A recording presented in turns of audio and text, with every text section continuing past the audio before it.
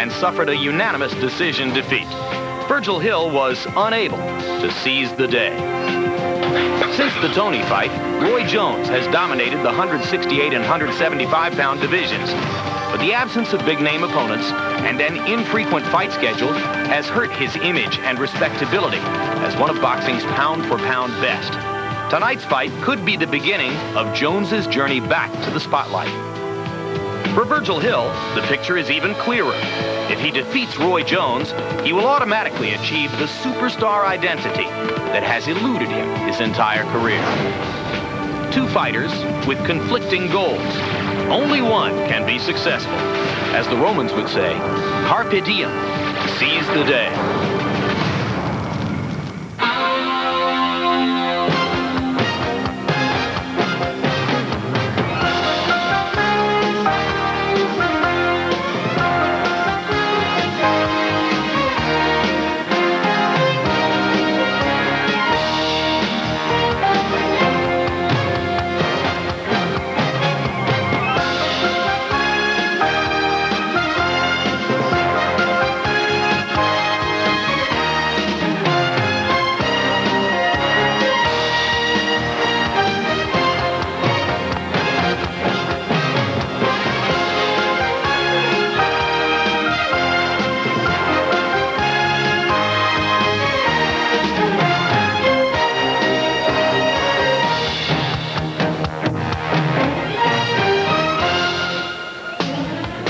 From the Mississippi Coast Coliseum and Convention Center in Biloxi, Mississippi, HBO Sports presents World Championship Boxing. And in a state in which the history of prize fighting goes back 116 years to the bare knuckles title fight in 1882 between Paddy Ryan and John L. Sullivan, some of us may feel as though we've waited almost that long to see this battle tonight between Roy Jones Jr.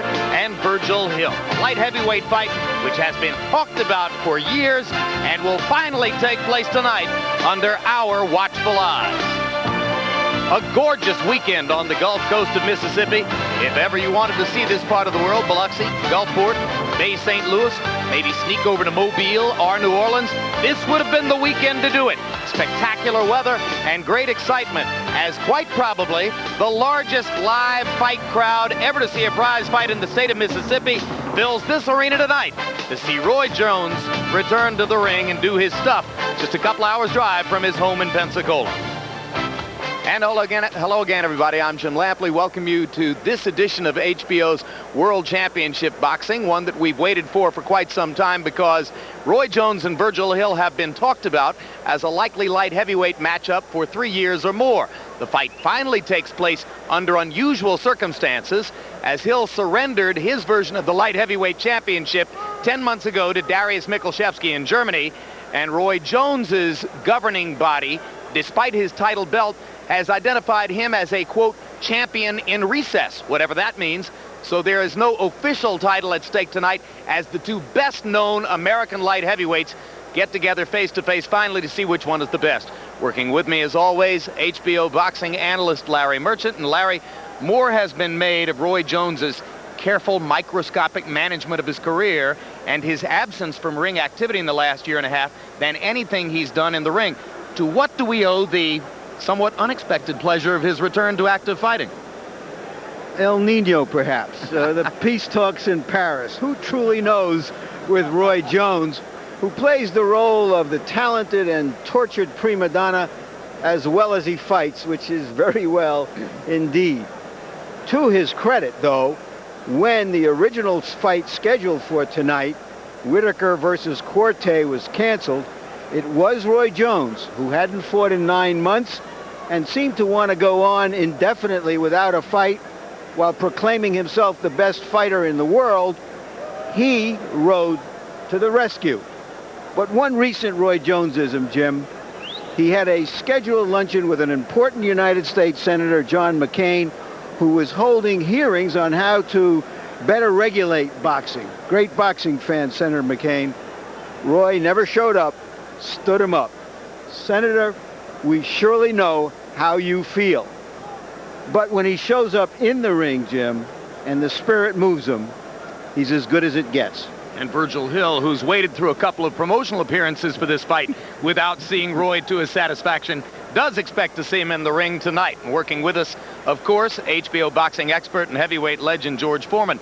George, Roy Jones, previously identified as the world's best pound-for-pound fighter, is rankled that in the past year, after his disqualification loss to Montel Griffin and Oscar De La Hoya's 5 fights, was moved back on that list in favor of De La Hoya by most boxing experts and publications. Roy says, hey, I'm still the best fighter. When we look at his skill and talent level, it's a strong argument. But does his inactivity, his absence from the ring, argue against his presumed status as the world's #1 fighter? Well, first of all, Roy Jones is a gifted fighter, and you gotta forget all about that. This gift was not bestowed upon him by critics. He earned it. He got it in the gym. He got the reputation in the ring. And the only way to keep that, stay in the gym, stay in the ring. Don't foxtrot, as Ronnie Spears would say. Walk them down. All right. Roy Jones is back in the ring tonight and ready to begin making his case again. He's not fighting Buster Douglas, as he had intimated he might. He's not fighting Oscar De La Hoya, as he may someday like to do. But he's back, so let's enjoy it.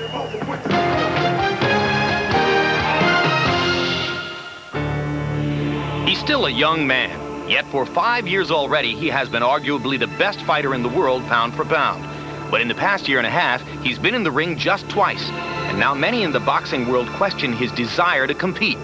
So who really is Roy Jones? I think the public perception of Roy Jones, the boxer, is that he's a reluctant warrior, that he doesn't really want to get into the ring.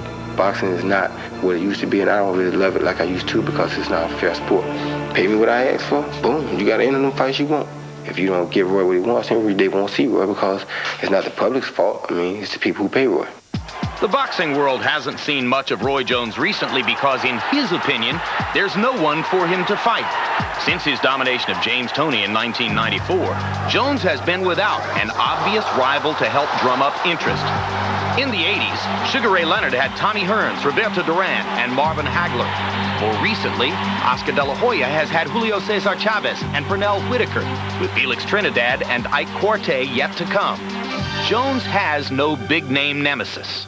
The fact that he hasn't had quality opponents has really been a detriment to his career, more so than anything that he has done himself. He hasn't done a lot to himself to degenerate his career. The only thing that he has done to hurt himself is not be active. While Oscar De La Hoya fought 5 times last year and his popularity and market value soared, Jones virtually disappeared from the boxing scene. Recently, he hired Murad Muhammad as his promoter to help him regain the lost spotlight. He's got to come out to the public. He's got to make personal appearances. He's got to come to the media. He cannot go into isolation, and he must be active. But that, for Jones, is easier said than done. In his hometown of Pensacola, the $20 million he's already collected goes a long way, especially with a lifestyle as simple as Roy's. You know what I love to do? Stay at home, hunt, fish, raise my chickens and dogs, and I love to fight when the circumstances are right. That's all. He has very few concerns outside, outside of boxing here, and it's a comfortable time for him here, and that may blunt his drive or his ambition. I don't think he's as motivated as he used to be, because everybody knows it's harder to stay at the top than to get there. Once you get to the top, a lot of people want to relax and let their hair down, but that's when your work begins. In boxing, reluctance to get into the ring always raises the blunt question. Is the fighter simply afraid to get hit? I ain't afraid of nothing. Understand? I ain't afraid of nothing. Which would you rather have? The lack of fight hurt your market value, or to have the battering and the anger and the discussion after you get out of boxing? You can't talk. You have to have somebody to walk with you everywhere you go. I'm going there as an athlete, and I want to come out as an athlete. I don't want to come out as this guy who can't think right, and I had this fight. I ain't with that, I want to come out Roy. Clearly, Roy Jones's priorities differ from those of most boxers. He has all the money he could ever need. He's invested it wisely, and he'll never have to fight for food and shelter. You got to understand that self-happiness you can't buy. Fame and money you can buy. You can fool people. You can do a lot of things, get fame. You can do a lot of things, get money. You know what I'm saying? But self-happiness, you can't buy that. You got to live that. It's the only way you can be as happy as I am. Roy Jones is in an unusual position. He has the ability to control his own destiny, but he must decide if he wants to continue in his attempt to be remembered as one of boxing's all-time greats, or as an athlete who ultimately placed self-happiness above that goal.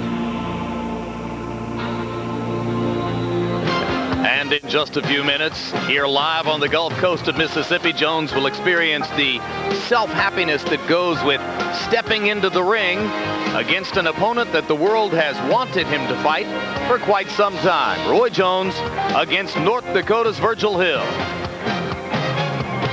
Larry, almost everybody agrees that this fight might best have taken place a few years ago when Hill would have been perceived to have more firepower to bring to the task. At age 34, with everything that's behind him, can Virgil Hill still make this fight meaningful for him now that it's here? Well, I think the conventional wisdom, Jim, is that he's Virgil over the hill. But this is his 15th year as a professional prize fighter, as a champion, and as a winner. And he has done the very unlikely thing of having turned the sausage department of boxing, the light heavyweight division, into steak for himself. Including tonight's purse, he will have made $4 million in his last 3 fights. Jim, he has the kind of skills that will bring out either the least or the beast in Roy Jones, and that's what this fight is about. He's a conventional boxer. He's a technician. He goes into this fight, George, against Jones, giving up advantages in youth, in speed, and most especially it would appear in power, where Hill has only 20 knockouts in his 43 fights. So given all of that, how could he conceivably win the fight? Well, most importantly, don't come here and put on a good show. Leave all of that jabbing and moving along. Get in there, take a chance. You're not going to whip Roy Jones by boxing him. You're going to have to just put your gloves down, go toe-to-toe, and pull it out. He can do it. He's as big. Why not? If he tries to do something unconventional, he has the motivation and the moral support of an entire state behind him. Maybe no athlete in America has a more direct relationship with his constituency than Virgil Hill.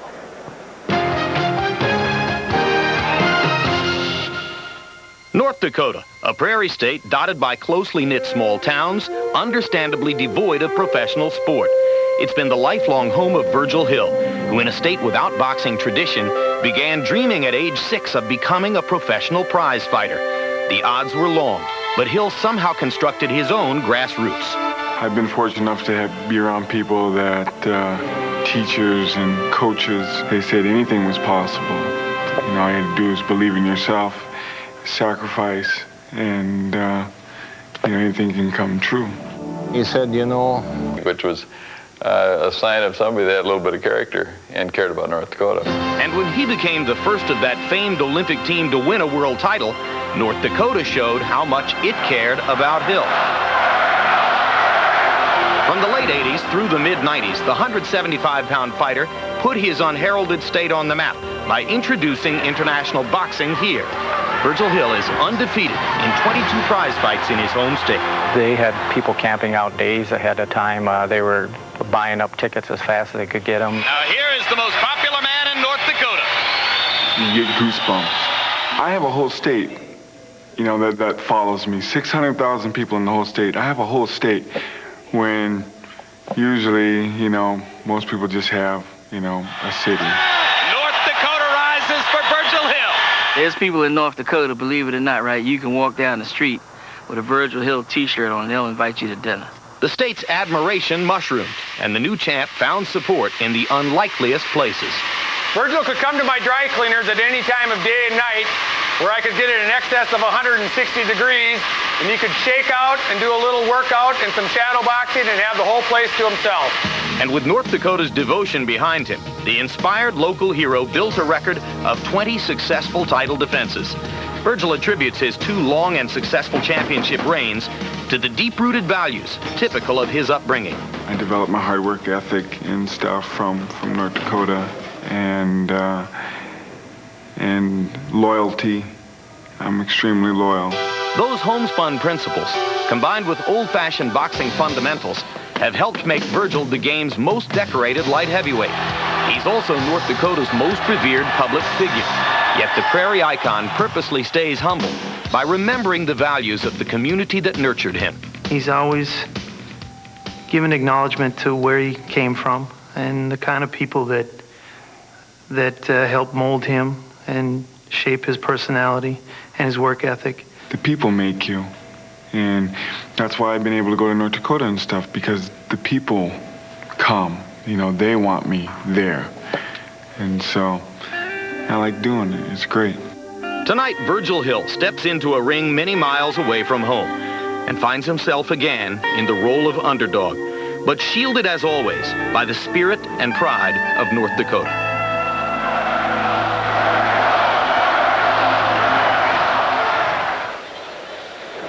One tiny disclaimer as we bring you back live. He hasn't actually lived full-time in North Dakota for several years, splitting time between California, Missouri, Las Vegas, New Jersey, where he trains, but that doesn't diminish his connection to his home state. Tale of the tape between Roy Jones and Virgil Hill. And you'll see that Jones is already 29 years old, but Hill is giving up 5 years in age. Hill with a 2-inch listed height advantage. They weighed in at an agreed-upon limit of 177.5 pounds. Jones 1 pound under, Hill a half pound under. The weigh-in took place at 10:30 last night because Jones was concerned about how much time Hill would have to gain weight between the weigh-in and tonight's scheduled fight. Reach 4-inch advantage for Hill, and he'll have to find a way to use it to have a chance to win the fight. Punch stat numbers, Larry. These are power punches. Roy Jones lives very well off of his power punching. Hill is not a power puncher. It should be pointed out, however, that since he became a light heavyweight, Jones throws about 50% fewer punches than he did as a middleweight. Fewer punches than Hill usually does. And these are the jabs. That's the main weapon of Hill. It's not a weapon at all for Roy Jones. Rules of the bout with our unofficial ringside scorer, Harold Letterman. The Roy Jones-Virgil Hill fight is scheduled for 12 rounds using the rules of the Mississippi State Athletic Commission. A little bit different tonight, Jim. The standing 8 count is in effect. The 3 knockdown rule is in effect. Only the referee can stop the fight, and you can be saved by the bell in the 12th and final round only. Jim. Harold has been the scourge of the Gulf Coast beaches in his all-out yellow shorts this weekend. And now here comes Virgil Hill into the ring. His last 7 fights, incidentally, have all gone the distance. Mark of the absence of punching power that George and I discussed just a short time ago. Likes his privacy a lot.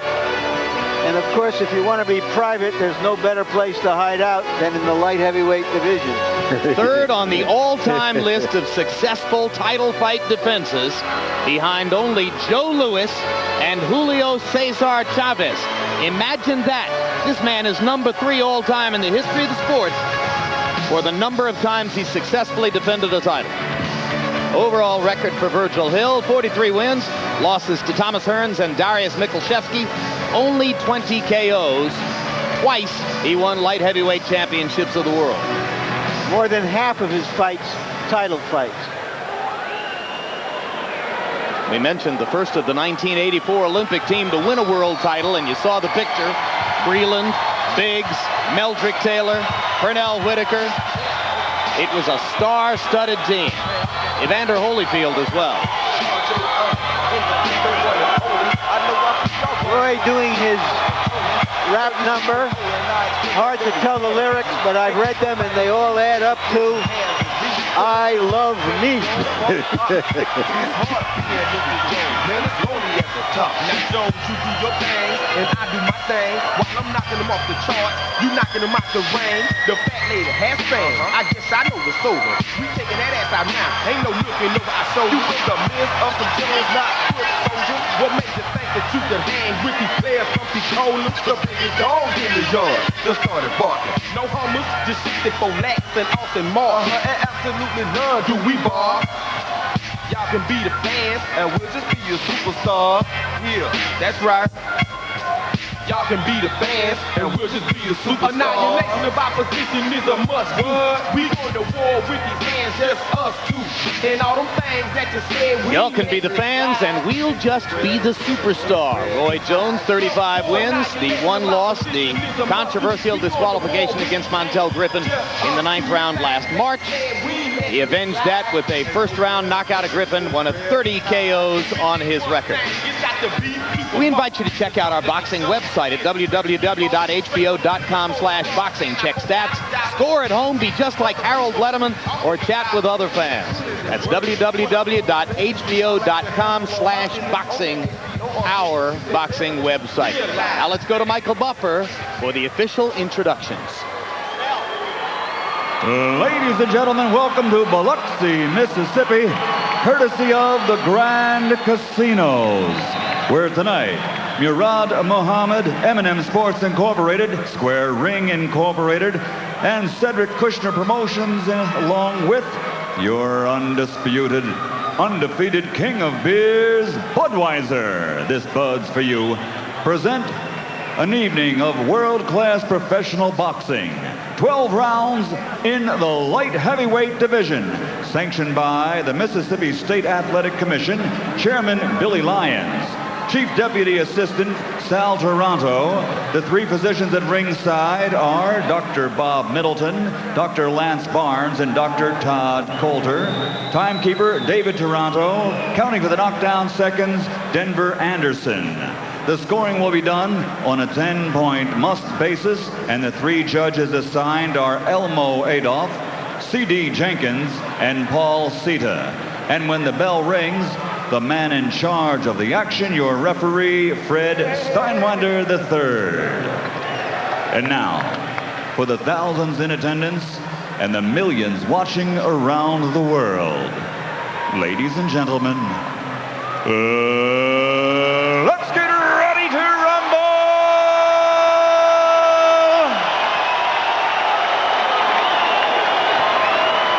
Introducing first, fighting out of the blue corner, wearing black, trimmed with silver, and weighing in at 177 pounds. In 1984, he captured silver at the Olympics in Los Angeles, and now as a professional, he has an outstanding record consisting of 43 victories with 20 knockouts and only 2 losses. And for 10 years, he held 2 world title belts.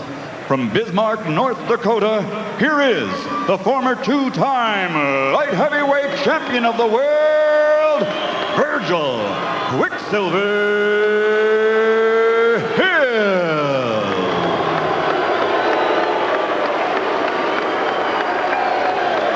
And across the ring in the red corner, wearing gold and weighing 176.5 pounds. This 1988 Olympic silver medalist also has an outstanding professional record. 4 world titles in 4 divisions, scoring 30 knockouts in his 35 victories, with the only blemish coming by way of a controversial disqualification. To this day, he has never been defeated by an opponent. He is considered by the experts to be, pound for pound, the best in the world. Ladies and gentlemen, from Pensacola, Florida, presenting the 4-time world champion, Roy Jones Jr.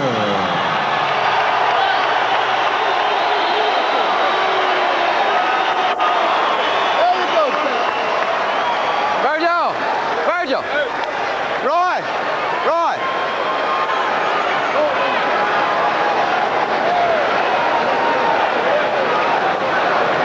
Look, I both give y'all instructions early in the dressing room.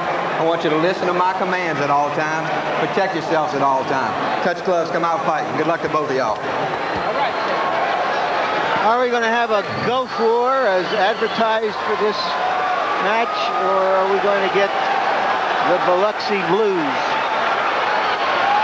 Roy, I guess, insisted on that introduction as having never been defeated by an opponent, still regarding his disqualification loss as self-inflicted. Major burr under his saddle. Saw the 305 days inactive for Virgil Hill coming in. Maybe that's good because he was bothered by injury in his loss to Michalczewski, particularly a tendon injury on the bottom of his foot that made it extremely painful for him to step forward. Here, he's going to have to step lively. Hill immediately using his jab to the body, George. And you know, it's strange because Roy Jones Jr. doesn't wear his cup above his navel.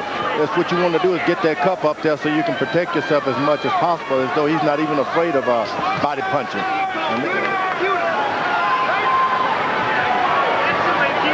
Jones coming out aggressive in the first round, not waiting to see, or check it, Hill coming out aggressive, I should say, not waiting to see what Jones is going to do. And that jab is going to the body and to the chest. And he is simply trying to land it, George, which you often prescribe in this situation. Yeah, because if the fight goes beyond 2 or 3 rounds, you've been hit in the chest, there's no knockout power for you. So you do not allow the guy to touch your chest, your body. Roy obviously trying to throw that quick right hand over the jab, trying to time Hill's jab. Jones almost with his back against the ropes. Repeatedly in the 9-round fight against Griffin, he backed up into the ropes and allowed Griffin to wail away at him. He did it also against McCallum. He says it's a viable tactic which he uses to bide his time and wear his opponents down. Quick left hook up top by Jones. Best punch of the fight so far for him. If you're going to come out throwing those big, heavy shots, you got to make sure no one touches your body because it takes a lot of your strength away. Virgil Hill, as we pointed out, trying early simply to touch Jones's body, particularly with his left jab. And Jones is standing still, allowing him to do as much. Jones stepping in and firing the single left hook. Hill coming back and struggling to try to land a jab and a right hand.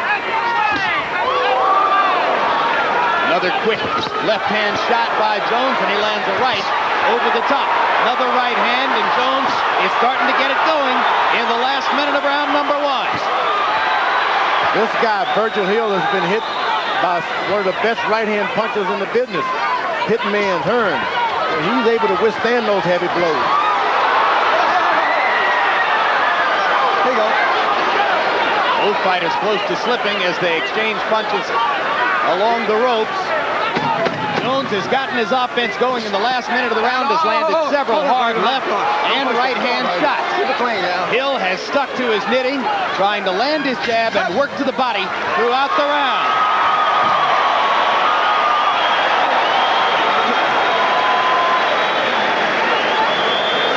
That right hand working over his jab. That's good. Okay. Yeah, take this mouthpiece. That's good. That's good. Way to counter with that right hand. You're doing good. Just let's keep it like that. Keep it like that. You hurt him with that left uppercut, too. You got a good angle on it. Way to work. You stay in front too long, right? Little side step over, little side step over. Keep that left hand busy. All right? Feint and go. Feint and go. All right? Nice deep breath. Keep them hands up. That's the way. All right, keep turning him. Keep turning. Let that right hand go, brother. Hill refers contemptuously of Jones as the Wonder Boy. And he fought him with a little contempt in that first round, I thought, George.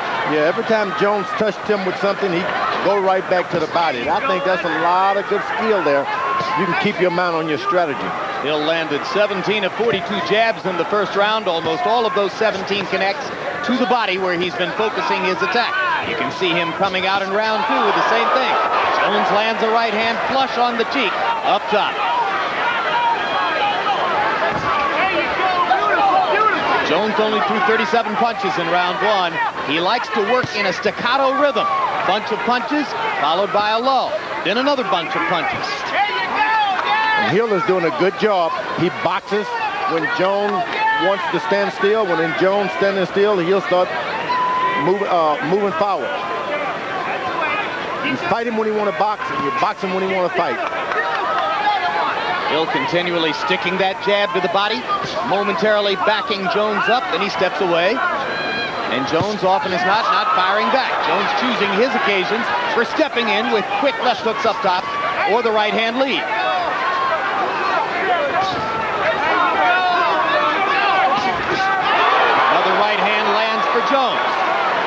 Hill has taken all the power shots pretty well so far. Yeah, and that's not really good for Roy Jones Jr. to throw that much power early in the fight, knowing that this fight could go on and on and on. This guy is able to really recover good from a shot, Virgil Hill. And he goes right back to that midsection. That's not good. For Jones, it is. That's not good for Roy Jones Jr. In other words, it's good for Hill. So you like Hill's fight plan so far, George? So far, he's catching a lot of shots, but of course, he's being shot by a genuine middleweight. He's been in there with the big light heavyweights for the last few years. So even though Roy hasn't fought at 160 for a few years now, you still think of him fundamentally as a middleweight? Yeah, you look at Virgil Hill, look at the size of those legs, the calves. He's been caught with some good shots, but believe me, there's not enough weight behind him yet. Jones landing with sharp lefts and rights. Now he's starting in round 2 to occasionally look to put together combinations. For the most part up to now, it's been one punch at a time. Hill still focusing on trying to land his jab to Roy Jones's chest. Yeah, he's believing that he's going to take a lot of the juice out of that power of Roy Jones.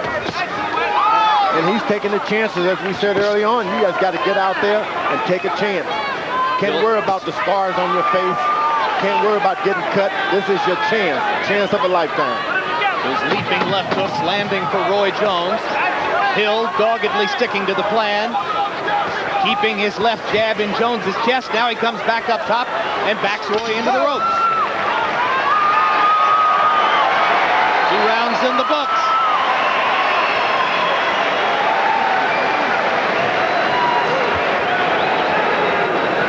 I know I push my stomach. Listen to me. Don't worry about hitting him hard. He can take a pretty good shot. Right. Just touch him. Right. Just touch him. Right. Then offset and give me some power. Right. To get this turkey out of here. Right. Now he reaching for your jab when you throw to the body. He reaching for it. Right. Make the jab to the body. Let him come down with that right hand. Throw your hook. You'll catch him. I guarantee you, Roy. Right. Every time you throw that jab to the body, he reaches down for it. The crowd has been turned on by many of these long punches by Roy Jones, but most of them are missing. They are not connecting. And you wonder what influence that will have on the judges. Even that punch was not a clean punch. Doubling that left hand up.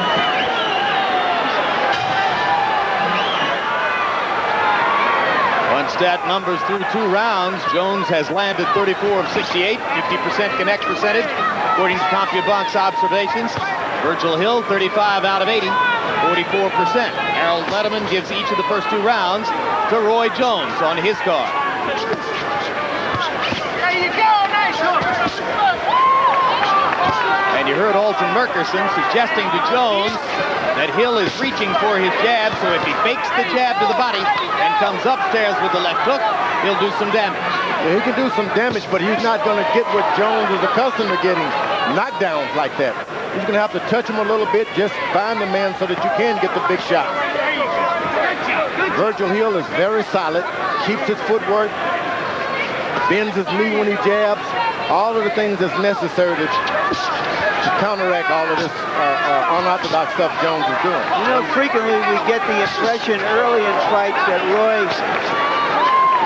doesn't have it in him. He's not trying to get at his opponent, but I have the impression tonight that he's working hard and really looking for an opening to make something happen. I agree. And he's even using his left jab this time. That's something he doesn't like to do. And as Hill lands a right hand, Jones shakes his head as if to say, you can't do damage to me. But has a jab. He has a jab, Roy Jones does. And Hill still just trying to keep his glove on Jones. Jones lands the left, but it's one punch at a time. Now there's the combination. Jab and right hand. Hill lands a right hand over the top in retaliation. Good right hand by Jones, and I thought that momentarily stunned Hill. He may be getting a little too brave. Yeah, you just can't catch him all night long. And sometimes you got to start moving your head left and right. Hill does best when he gets off first and goes to the body. But Hill has done a good job. If this fight goes another couple of rounds, he's put in the investment in the chest and the stomach to keep some of the power out of this man in the long range. When Hill steps up and then waits for Jones to do something, Jones is able to land. So Hill's plan has to be to get off when he goes forward. It's going to take energy. He hasn't thrown one right hand with authority yet, Virgil Hill. Nope. Not one right hand. He's landed a couple, but they were pawing efforts over the top. There was a little controversy about the gloves early on. When a guy's that concerned about gloves, that means there's maybe something wrong with one hand or another. They finally settled on the long sun grayish gloves just a few hours before fight time. Harold Letterman said that Roy Jones would try his overhand right. Right hand shot by Jones as the round comes to a close. Virgil Hill stopping Jones in his track with the left jab. Plenty to cheer for on both sides of the ring.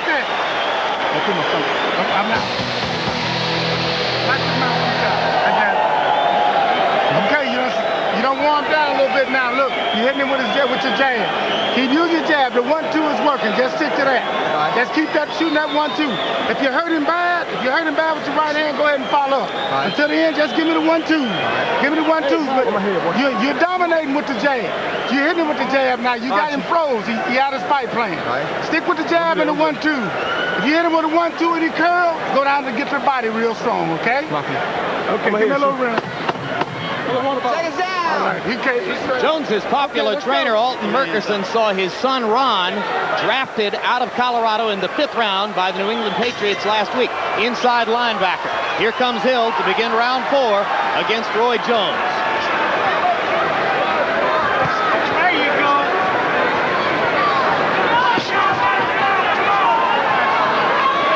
Virgil Hill is doing a lot of footwork, and when you got the power and the size like that, you got to move forward. You don't need to box.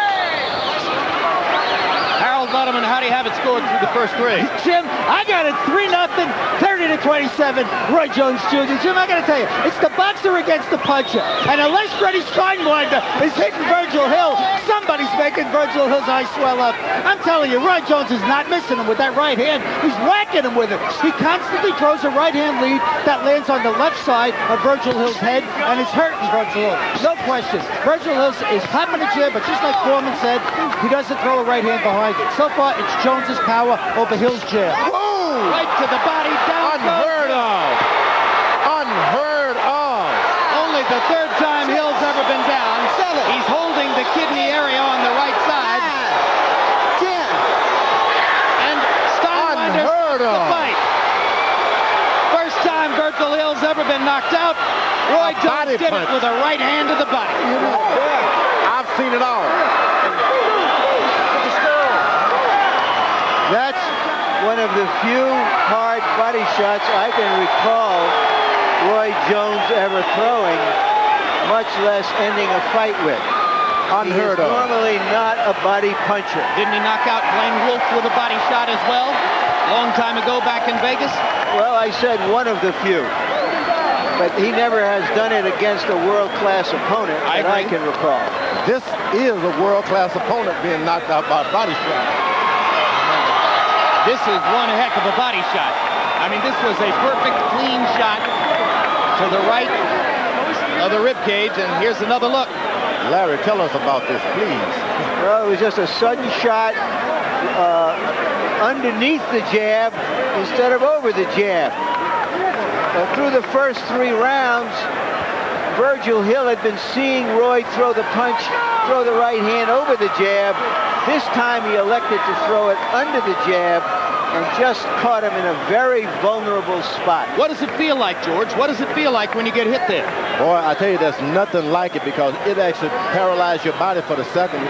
All you're thinking about is recovering from the pain. And that's what he's thinking, how do I recover? Okay. It's not about defending yourself. Fighters describe that to me as feeling as though a knife has just been passed through your ribs. It's paralyzing it because it takes your breath. And from the waist down, your legs can't move, right? Yeah, it's shock. It's physical shock.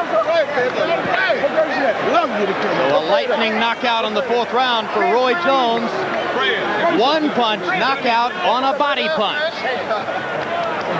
And quickly, let's go up to Michael Buffer for the official particulars on this one. Referee Fred Steinwinder III calls a halt to the bout Following the 10 count, the official time, 1 minute, 10 seconds of round number 4.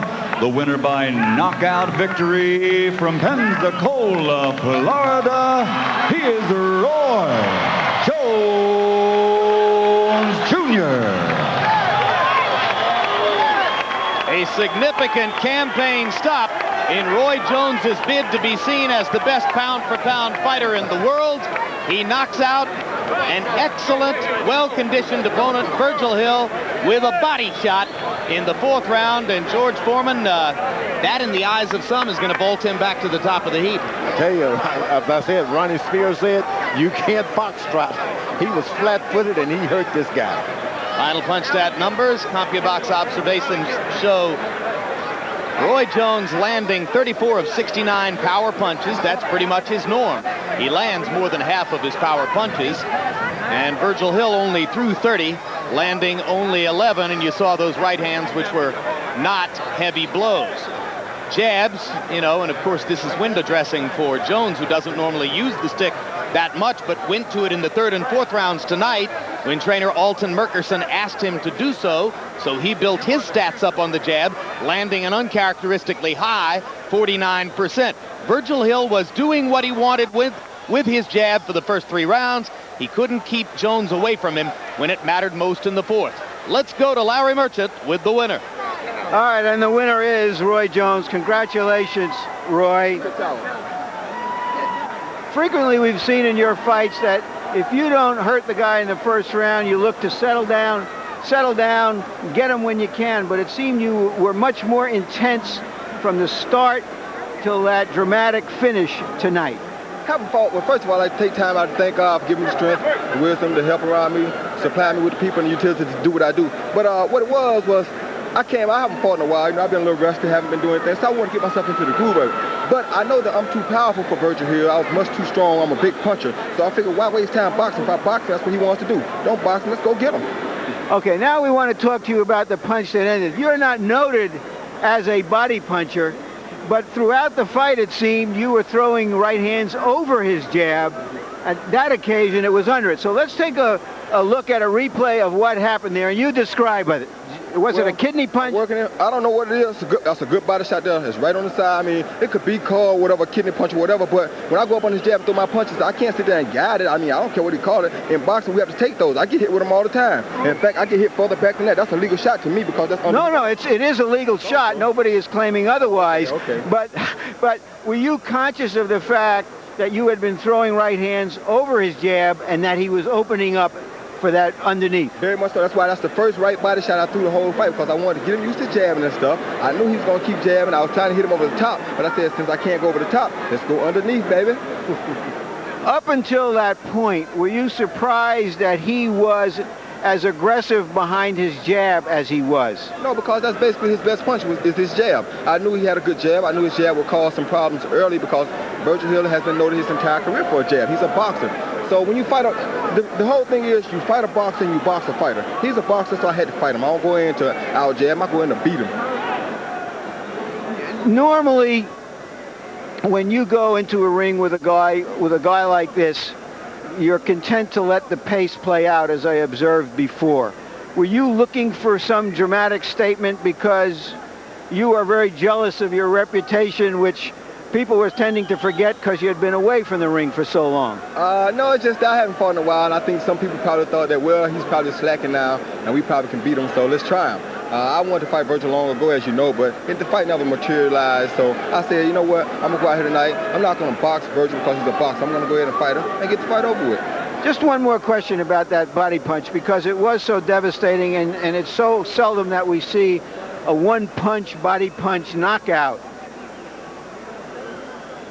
Were you aware, while the fight was going on, that a body punch can be that devastating even? Because I don't remember the last time you have done anything like that. Let me tell you something. See, this is why I know that I am pound for pound the best fighter in the world. I don't like to argue it, but I beat the best fighters. You know what I'm saying? You stop Virgil Hill in 3 rounds. I mean, come on. You know what I'm saying? That tells you. I'm a good puncher. I'm a good fighter. I don't even argue with it no more. You know, I just sit back and take it easy. I love doing what I do. I love the Gulf Coast. I love the whole world. I love all my fans. I appreciate boxing and performing for people.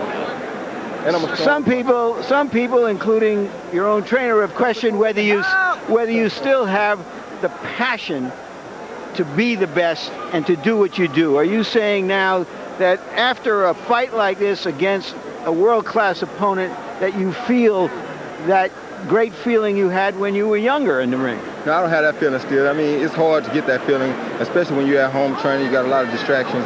I dealt with a lot of distractions before this fight. I've been dealing with a lot of distractions for a long time now.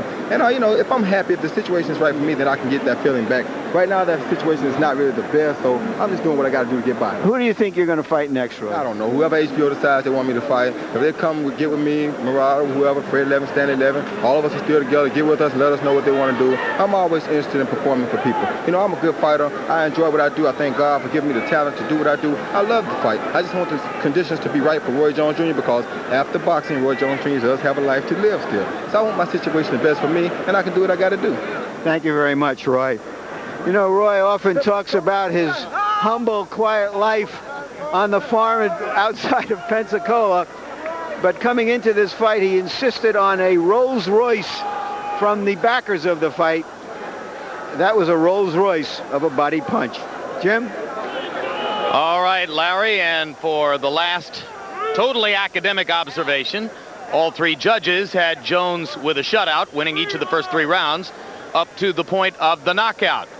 Speculation is that the next appearance will be against a man named Graziano Roscigiani, who is, despite his name, a German. He's one of the 3 light heavyweight champions of record, along with Reggie Johnson and Louis DeVal. So there's a message out on the boxing internet tonight for fighters like Oscar De La Hoya and Prince Nassim and Evander Holyfield and any other contenders for that best pound-for-pound fighter in the world title.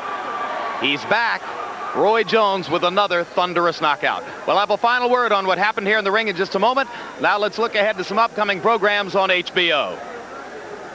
To destroy your enemy, you must find him, face him, and then become him.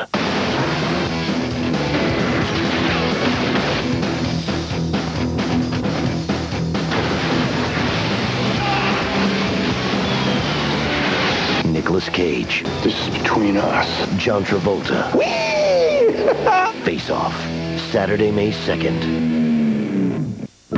Somebody once said, a little hard work never hurt anyone. Tell that to these guys. Undefeated sensation Sugar Shane Mosley punches in with a vengeance to defend his title against seasoned slugger John Molina, the man who went the distance with the Golden Boy. Plus, it's his toughest job yet. See if Olympic hero David Reed continues his golden winning streak in a rumble with Nick Rupa. Live Saturday, May 9th. Hard work might hurt, but it pays off. HBO Boxing After Dark. Boxing After Dark continues May 30 with a heavyweight doubleheader featuring 2 of the division's brightest prospects, Michael Grant, who will take on Obed Sullivan, and Chris Bird, who will meet Eliezer Castillo. And join us May 19 for the next installment of Real Sports with Bryant Gumbel. Featured in this edition, an investigative report on the continued use and possible risks of chewing tobacco among Major League Baseball players. A profile of the original exercise guru, Jack LaLanne, still going strong at 83. What a beauty. Plus a hard-hitting examination of how the new Arizona Diamondback Stadium was financed with public tax dollars without ever allowing taxpayers to vote on the issue. Real sports where nothing is out of bounds. Just a few moments ago here on the Mississippi Gulf Coast, Roy Jones knocked out Virgil Hill at 1:10 of the 4th with a vicious body shot in what we imagine is a matter of routine observation. Virgil Hill has been taken away in an ambulance to go to a nearby hospital. We are told there's a possibility that Hill has a broken rib, and if so, he'll be treated for that at the hospital. Coming up immediately following tonight's coverage of World Championship Boxing, stay tuned for HBO Comedy Half Hour, Jeff Stilson, followed by Hollow Point on the East Coast and the premiere of Selena on the West Coast. So now for Larry Merchant, George Foreman, and Harold Letterman, I'm Jim Lampley saying so long from the Mississippi Coast Coliseum and Convention Center in Biloxi, Mississippi. The executive producer of HBO Sports is Ross Greenberg. Tonight's telecast of World Championship Boxing was produced by Rick Bernstein and directed by Mark Payton. The feature producers were Adam Berger and Max Siegel. The associate producer, Kendall Reed. Assistant to the producer, Thomas Erdl-Felt. The production manager was John McKelly. And the technical supervisor was Bob Hunter.